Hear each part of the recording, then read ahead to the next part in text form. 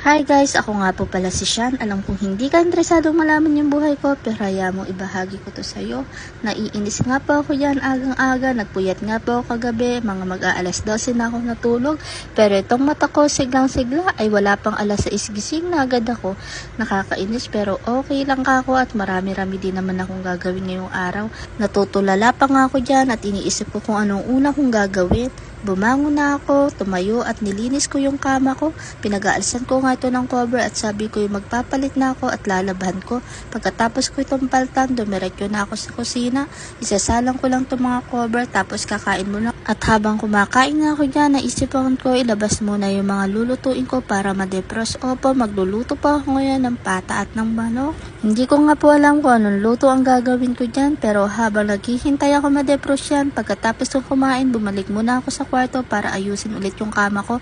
Pagbalik ko sa kwarto, pinagpagang ko ulit yung higaan ko at pinaglalagyan ko na ng punda. Kumot na nga lang po ang gagawin ko niyang panapin kasi hindi pa nakakabili ng aking cover. Pagbalik ko sa kusina, nagayat na agad ako ng bawang at sibuyas. Iniisip ko pa rin dyan kung anong lulutuin ko, pero sabi ko maghuhumba ako. Bahala na kung anong magiging lasa nito, ako lang naman ang kakain.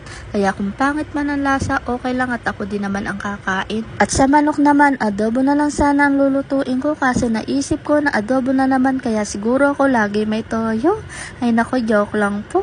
Kaya nga po naisipan ko na what if ibahin ko naman yung luto. Kaso adobo style nga rin yung ginawa ko. Nilagyan ko lang po ng ketchup at coke. Kaya ano nga po ba ang tawag sa luto ko? Adobo sa ketchup na may coke. Nung pinatikim ko sa katrabaho ko yung mga niluto ko, masarap naman daw. Aba, pwede na mag-asawa ang anak ng inay. Hindi, biro lang po. Yan na nga po ang niluto ko, humba at adobo sa ketchup na may coke. O diba, isang linggo ko ng ulam yan. Pagkatapos kong magluto dyan, dumiretso ako sa kwarto at ako'y naligo na. Talaga namang amig ginisa na ako, pero sa totoo lang yan, higang-higa na ako. Pagkaligo ko nga dyan, sumilip lang ako sa labas at nakita ko to si Papa yung abay nagsiswimming. Yan pong pinagsiswimmingan niyang yan ay basurahan po namin niya sa factory. Nilinis lang daw po niya, tilagan niya ng tubig. Baka ako'y ayos at sa gitna ng kainitan, ikaw ay nagsiswimming dyan. Sino nga po bang hindi matutuwa at magbabad sa tubig sa ganyang kainin? Nagyayaya nga yan, sabi ko ikaw na lang at sa'yo palang sikip na. Pagkatapos ko nga po sumilip sa labas, ay umiga lang ako dyan at magpapatuyo ng buhok. Hindi ko namamalaya na ako'y nakaidlip na dyan. Alas 2 na nga po ng oras na yan ako'y nakatulog at pagkagising ko alas 4 na. Pagkagising ko nga po nakaramdam ako ng gutom kaya nagdiretso ko sa kusina. Nagtoast lang po ako dyan ng tinapay, nilagyan ko ng butter at egg. Pagkatapos po niya nagprito lang ako ng 2 pirasong hotdog. Pagkatapos ko po magprito, gumawa po ako ng iced coffee dyan. Yung ginamit ko nga po palang kape dyan ay yung bigay sa akin ng katrabakong Vietnamese. Masarap daw po yan kaya tinry ko. Nilagyan ko nga lang po yan ng gatas at maraming yelo.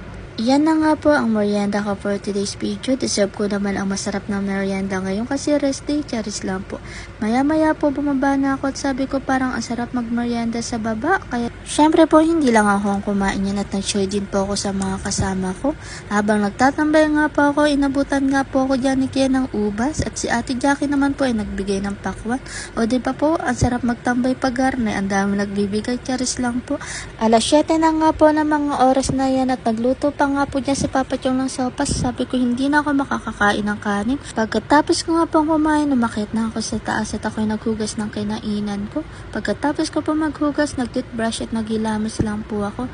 Sabi ko nga po ako'y magpapahinga na at may pasok na naman bukas. Maraming po ulit salamat sa pagsama sa aking rest day. Maraming salamat po sa nag-share at like ng video ko.